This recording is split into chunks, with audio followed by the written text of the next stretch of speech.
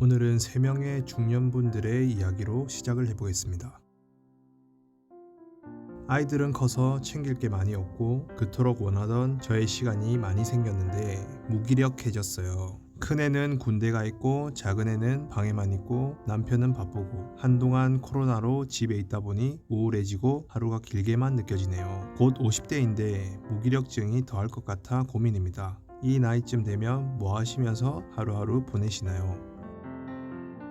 50대가 되니 시간이 많아져서 취미로 텃밭에 채소를 키워서 남는 채소들은 농산물 꾸러미 박스를 만들어서 판매를 하고 있어요. 소소하게 제철 채소들로 구성한 꾸러미 박스를 만들어서 친정엄마가 딸에게 보내는 마음으로 조금씩 판매를 하고 있습니다. 조금 더 여유가 된다면 단골 고객들에게 구독제로 한 달에 2번, 4번 이런 식으로 판매를 하려고 해요. 소소하게 용돈벌이를 하니 일을 하지 않지만 내가 사회에 필요한 사람이다라는 느낌을 받아서 좋습니다.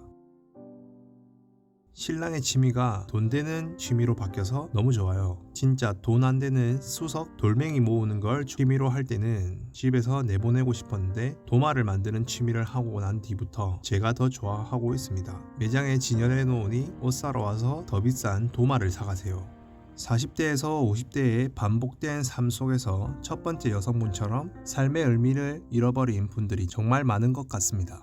과연 이렇게 살아가는 게 맞는 걸까 생각도 하게 되고 40년, 50년 동안 가족 중심적으로 살다가 이제는 나를 위해서 시간을 쓰고 싶은 생각도 있으실 겁니다. 반면에 두 번째 분처럼 자신이 좋아하는 취미생활도 하며 소소하게 용돈벌이까지 하시면서 만족하시는 분들도 있습니다. 그리고 세 번째 분처럼 사소하지만 의미 있는 취미들을 하며 아내에게 사랑받으시는 분들도 있습니다. 이와 같이 무기력한 중년에게 새로운 활력을 줄 수 있고 나아가서 돈까지 벌 수 있는 취미 활동들은 어떤 것들이 있을까요? 오늘은 일과 생활에 지친 40대, 50대 중년에게 딱 맞는 돈 되는 취미에 대해서 이야기해 보겠습니다. 처음에는 흥미가 가는 취미를 가볍게 시작을 하고 적성에 딱 맞는 취미를 찾는다면 1년이라도 꾸준히 해보시는 걸 추천드립니다. 그러면 적어도 처음 그 취미를 접하는 분들에게 가르쳐 줄 수 있을 정도의 실력을 키울 수 있을 겁니다. 그 정도의 실력을 가지고 소소하게 수익화를 하신다면 성취감이 배가 되어서 그 취미를 지속적으로 이어갈 수 있는 원동력이 될 것입니다.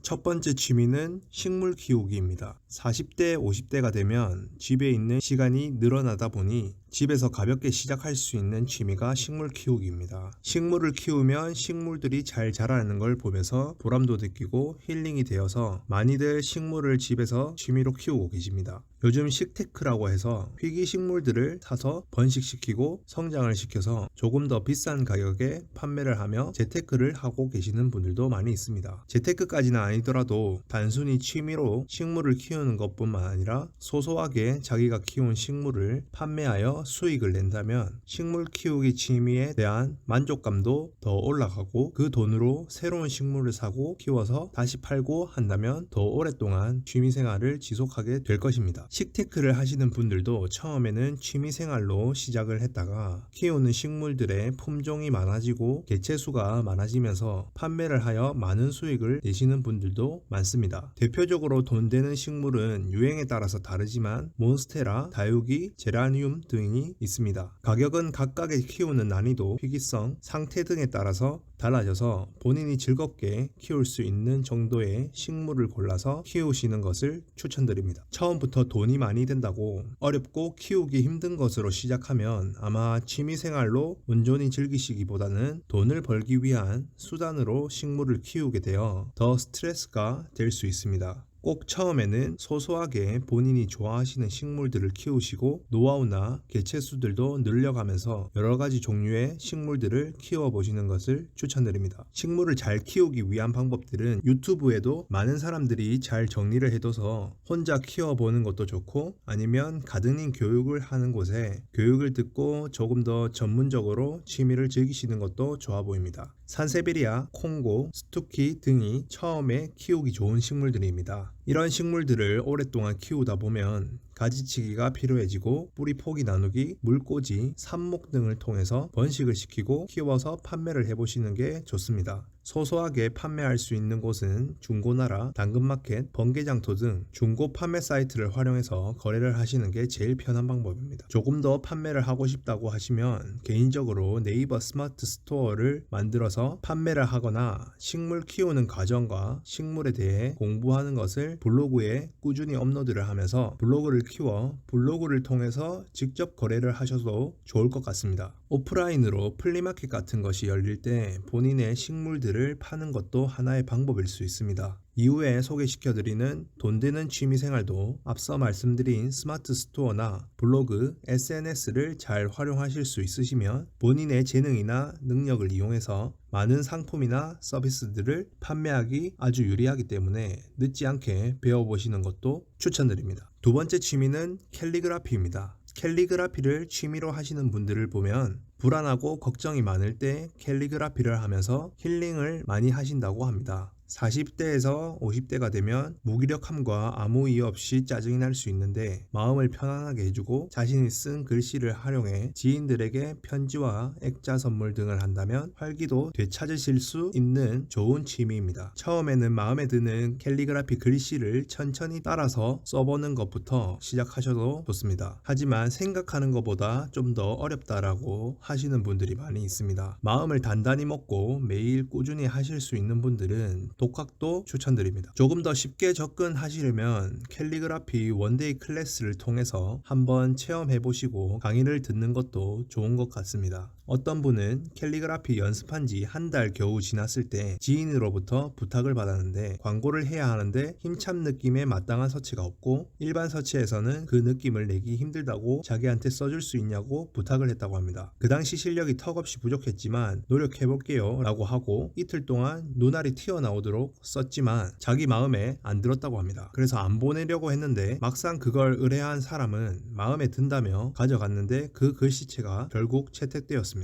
그래서 결국 건물, 지하철, 버스 정류장, 리플렛 등에 사용하게 되었다고 합니다. 이렇게 우연찮게 기회가 찾아오기도 하고 꾸준히 본인만의 글씨체를 갖고 나가면서 취미생활로 하다 보면 액자 같은 것도 만들어서 지인들에게 선물도 해주고 나아가 판매까지 가능할 수 있을 겁니다. 캘리그라피로 돈을 벌 수 있는 방법이 저작권 등록, 액자, 엽서 등을 판매하여 수익을 낼 수 있습니다. 처음에는 지인들에게 가볍게 선물을 하면서 지인들의 반응을 살피고 피드백을 받으면서 자신의 캘리그라피 실력을 키우는 방법이 좋은 것 같습니다. 그렇게 실력을 키우다 보면 자연스럽게 앞서 말씀드린 것과 같이 돈을 주고서 주문을 할 정도의 퀄리티가 나온다면 그때부터 당당하게 수익을 만들어낼 수 있을 겁니다. 캘리그라피는 수전증만 없는 한 나이에 관계없이 누구나 할 수 있는 취미생활이라 가볍게 시작하기 좋은 것 같습니다. 캘리그라피에서 중요한 게 글씨를 잘 쓰는 것도 중요하지만 본인 글씨만의 특색, 글귀마다의 감성을 잘 표현하고 본인만의 서체를 인정받을 수 있는 다양성이 존재하기 때문에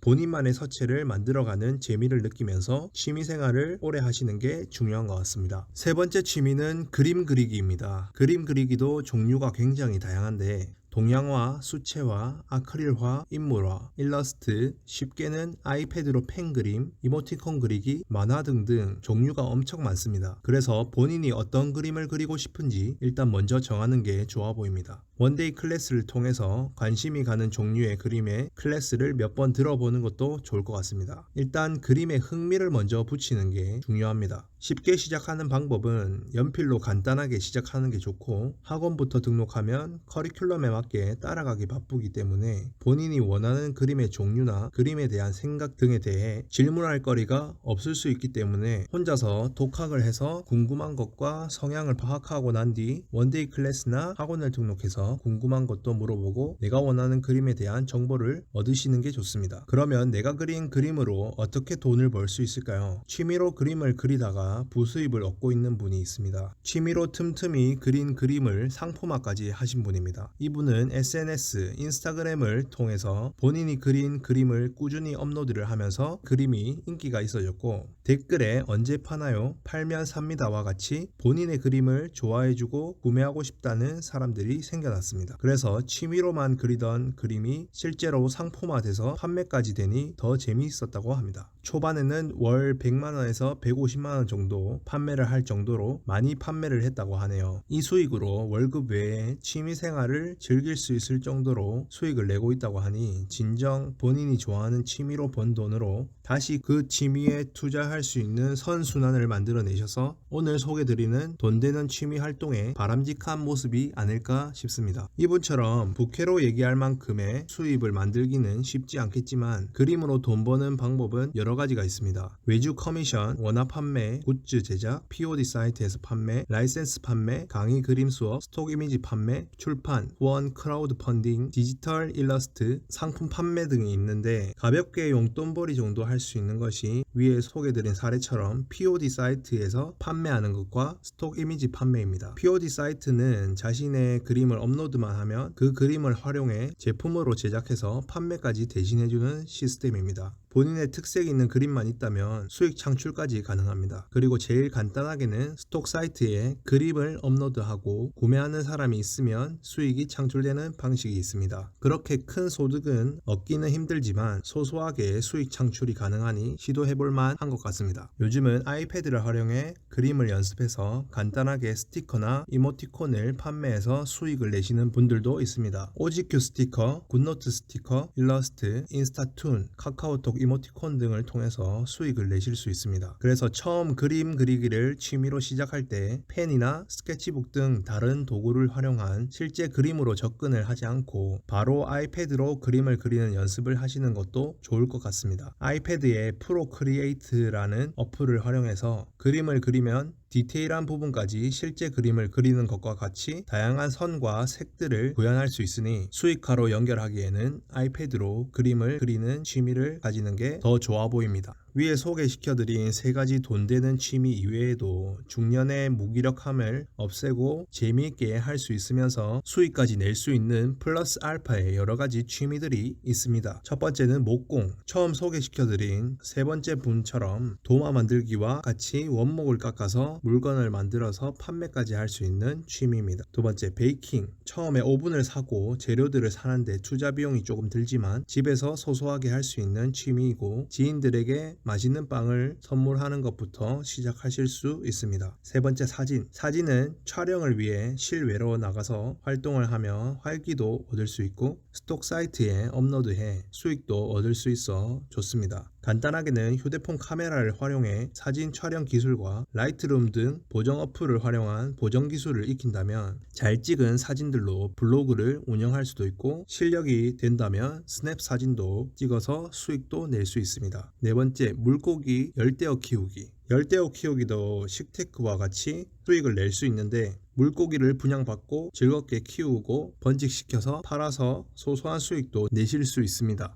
오늘은 무기력한 40대, 50대를 위한 돈 되는 취미생활에 대해서 알아봤는데 치열했던 젊은 날에 비하면 그래도 시간은 조금 여유가 있으실 겁니다. 그 시간을 잘 활용해서 의미 있는 취미생활 하나씩 시작하셨으면 좋겠습니다. 그리고 취미생활의 근본은 몰입이라고 생각합니다. 그 행위 자체에 만족을 해야 오래 할 수 있기 때문에 돈을 벌기 위해서 취미생활을 하는 상황은 만들지 않아야 된다고 생각합니다. 물론 취미를 직업으로 만들 수 있는 사람은 능력자입니다. 소소한 벌이로 취미를 지속할 수 있을 정도로 유지를 하신다면 더 오랫동안 즐겁게 취미생활을 즐길 수 있을 것 같습니다. 오늘도 시청해주셔서 감사합니다. 내용이 도움되셨다면 구독과 좋아요 부탁드립니다.